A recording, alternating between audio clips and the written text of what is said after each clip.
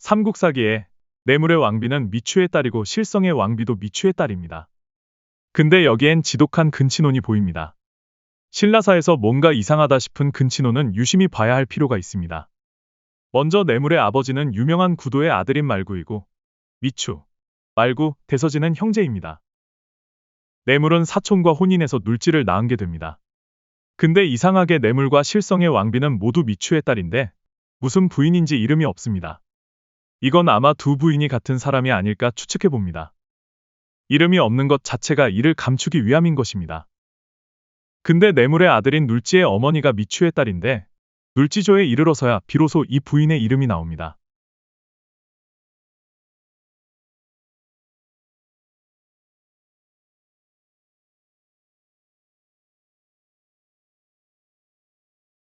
눌지.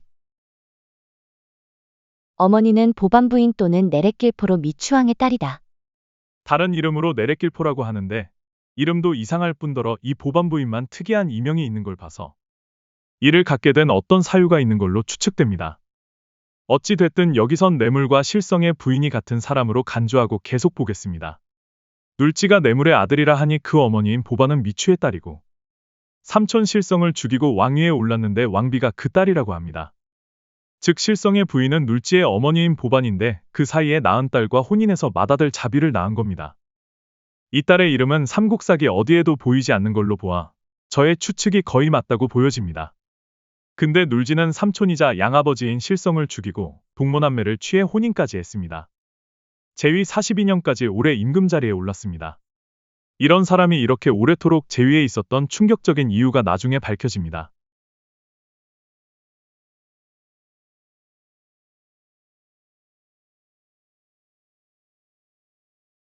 그럼 뇌물이 제위 47년 차인데도 어째서 그 아들이 어리다고 쓴 것인지 보겠습니다. 뇌물 할아버지, 구도. 아버지, 말구, 미추, 대서지와 형제. 왕비, 미추 딸, 즉 사촌, 보반. 아들, 눌지, 미사은, 복호. 구도는 구태와 친족으로 AD 2세기 말 사람이고 미추의 아버지입니다. 백제대왕 고이의 명으로 신라 첨예와 미추를 세운 후 유래 기림, 흐레, 뇌물까지 모두 백제대왕이 분봉합니다. 이것에 대한 설명은 나중에 글을 따로 올리겠습니다. 그 근거는 제가 항상 쓰는 비밀의 열쇠입니다. 삼국지 한전. 이하생략. 첨예부터 실성까지 7대 동안 아들이 아닌 제3자가 왕위를 이었습니다. 근데 뇌물의 즉위년이 356년이니 백제의 최전성기인 근초고왕 시기입니다. 뇌물의 전왕인 흐레가 제위 47년인데도 아들이 없어 뇌물이 즉위합니다.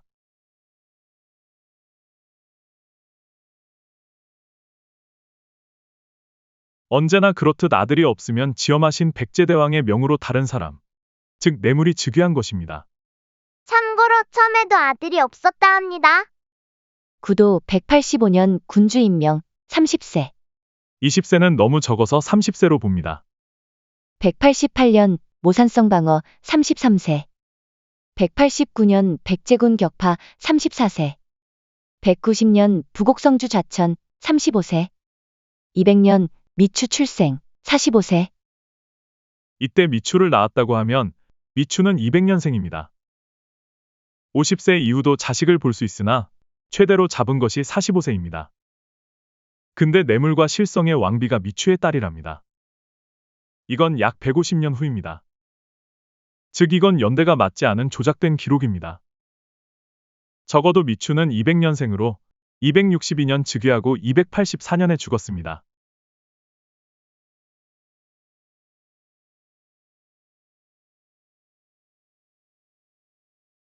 62세에 백제대왕의 명으로 즉위하고 장수하여 84세에 죽었다고 하면 납득은 갑니다.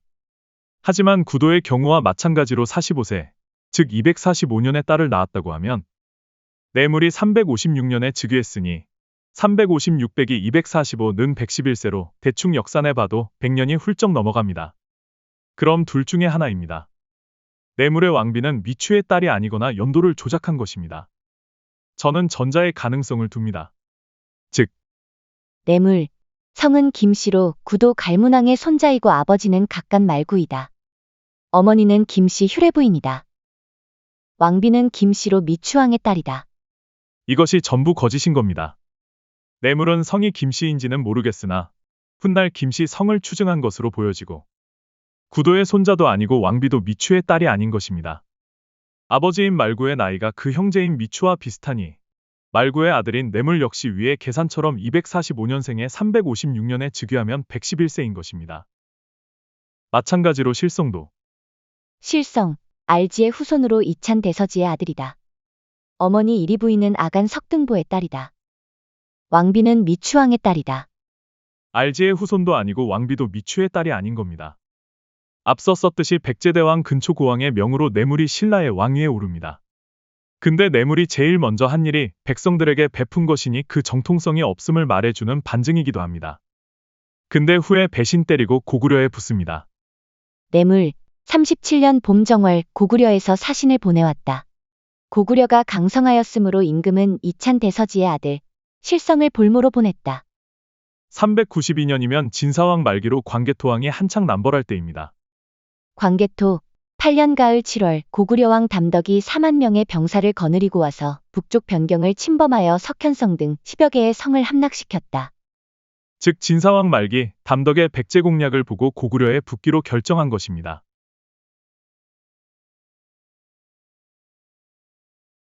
처음에 썼듯이 뇌물과 실성의 왕비가 왜 하필 미추의 딸인지 의문이고 눌지는 삼촌을 죽였는데 어떻게 왕비가 그의 딸인지도 의문입니다. 즉 그 딸은 아비의 원수와 혼인이 가능한 것인지 의문입니다. 혹 기록에만 그렇게 적은 건 아닐까요? 이렇게 되면 그 아들인 자비까지도 어머니가 실성의 딸이라는 것도 의심이 갑니다. 이제 충격적인 반전을 보여드리겠습니다.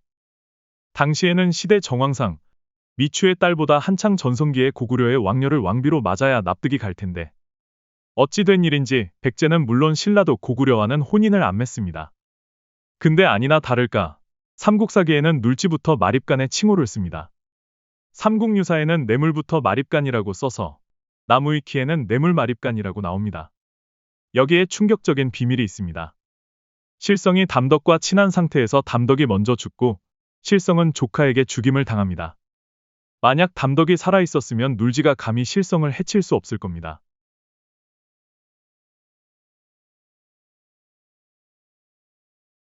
실성과 담덕에 대해서는 다른 글을 참고하세요. 이건 장수왕이 뒤에서 눌지를 사주했든가 아니면 눌지부터 마립간의 칭호를 쓰는 걸로 보아 어떤 군사적 세력이 받쳐 주었던 걸로 보여집니다. 눌지, 2년, 임금의 동생 복호가 고구려에서 남아 재상과 함께 돌아왔다. 역시 장수왕이 뒤에서 봐주고 동생 복호가 움직였던 겁니다. 즉 눌지는 장수왕에 앉혀서 왕이 된 인물이고 마립간은 고구려에서 내려준 칭호입니다. 다시 말해 백제대왕의 분봉을 버리고 고구려가 내려주는 칭호를 받고 그 신민이 된 것입니다. 그것이 뇌물, 실성, 눌지 2, 3대에서부터 고구려로 신민화되어 간 것입니다. 이는 광개토와 장수의 시기와 완벽히 겹칩니다. 물론 신라 문무신문대에서 그 기록은 삭제됩니다. 뇌물, 37년 봄 정월 고구려에서 사신을 보내왔다. 고구려가 강성하였으므로 임금은 이찬 대서지의 아들, 실성을 볼모로 보냈다.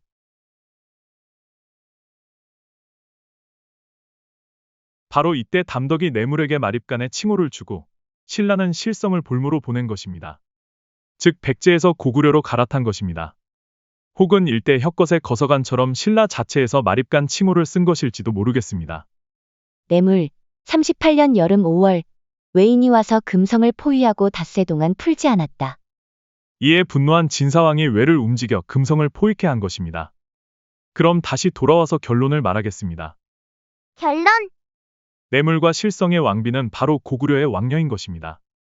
그것을 문무신문대에서 미추의 딸로 바꿔치기 했습니다. 즉 신라 임금들의 근친호는 사실이 아니었습니다. 이를 날조하는 과정에서 어쩌다 보니 결과적으로 근친혼이 된 것입니다. 눌지의 어머니 역시 고구려의 왕녀였습니다.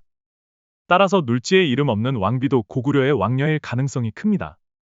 그들은 모두 광개토와 장수의 친족인 것입니다.